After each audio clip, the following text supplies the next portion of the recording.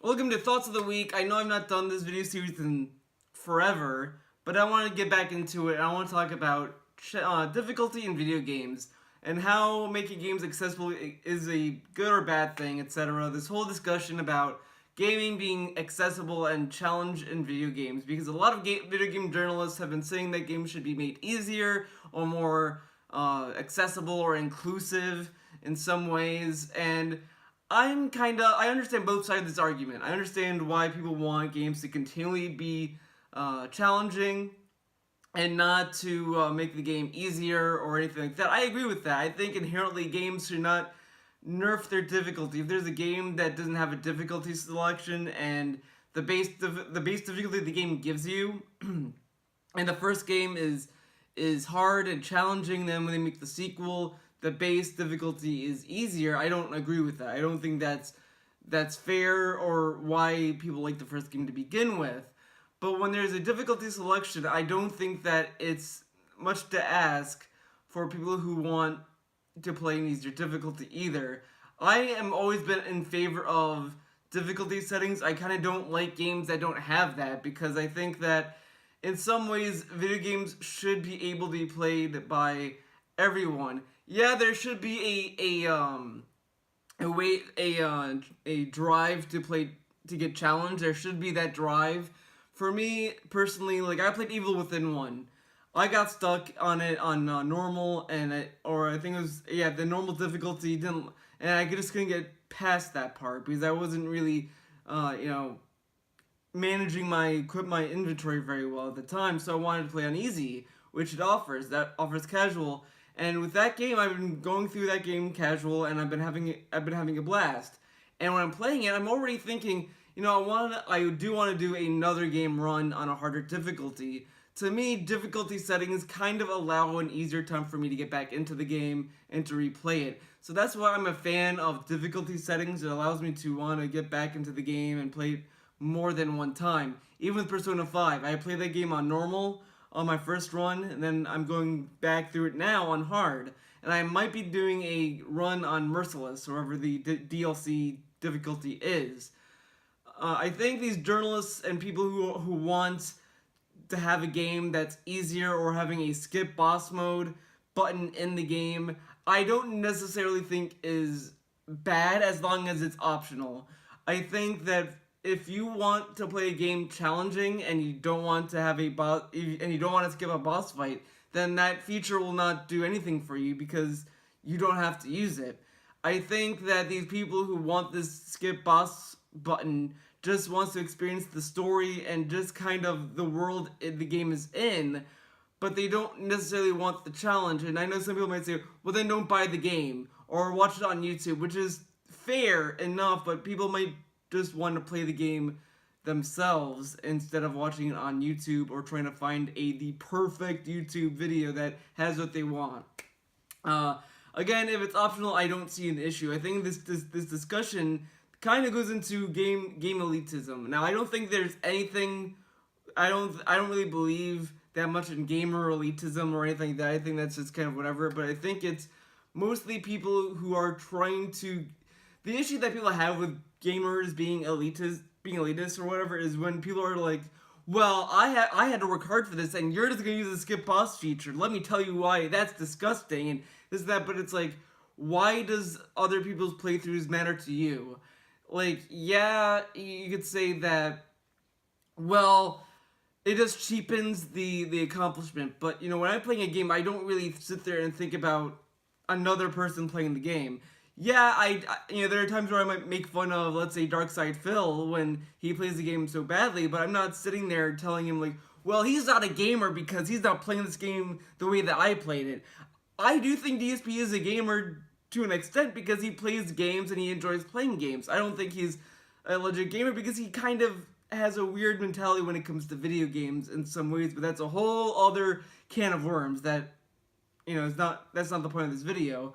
But other people can play games, and it should be inclusive enough. I don't think that games should be inherently easy or, easily rewarding. I think that some unlockables should be locked behind certain difficulties. I don't agree. There's a few publications I've been seeing trying to say that, oh, everything that you unlock in this difficulty should be unlocked in all difficulties.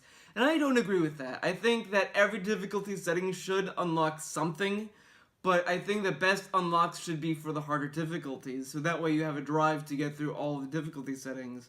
And that's kind of what I used to do when I played video games. A lot of the times when I used to play video games, a lot of the stuff that was locked behind something was tied to the difficulty setting. So I'd always go back in harder difficulties trying to unlock everything. And that's kind of what I feel like that gaming should always have been. It doesn't have to be this game where we need the hardest games ever. Like, I'm not a huge fan of Dark Souls, I'm not a huge fan of Bloodborne or those kind of games, but I can respect them. I respect them for being the games that they are. I don't think that those games necessarily should be made easier, but if they had a easier difficulty for people who don't want to go through that game with the crippling difficulty that a lot of people might not be into, I think that's a fine request. Like, I would love to play Bloodborne, but I'm not into the whole difficulty setting. I don't like how hard it is. I played it and I just kind of stopped playing it because I just kept dying. And I get that's part of the fun of the Bloodborne and Dark Souls and the From Software titles. I get that. But I would much rather play the game first on like an easier difficulty than work my way up.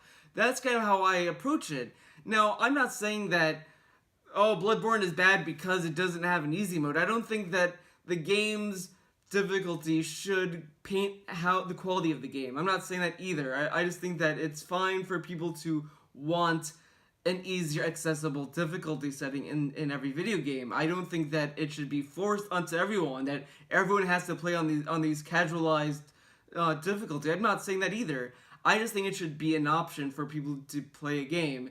That's the only thing I think people should be kind of pushing for. I'm not saying that, like, I think this whole argument of games should not be made easier, games should not be casualized for everyone, it should be challenging. It should be challenging, it should be, but there should also be a difficulty setting for people who might not want to get straight into that challenge just yet.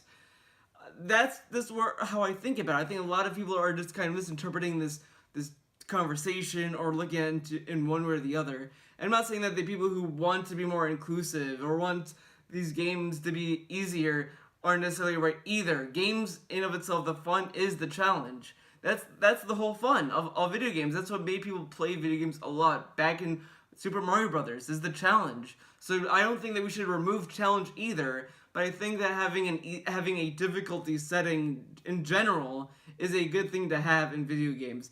Metal Gear Solid 5, for example, has a chicken hat. If you die like 3 times or so, the game will ask you, do you want to equip the chicken hat? And it does nerf the results you get in the game.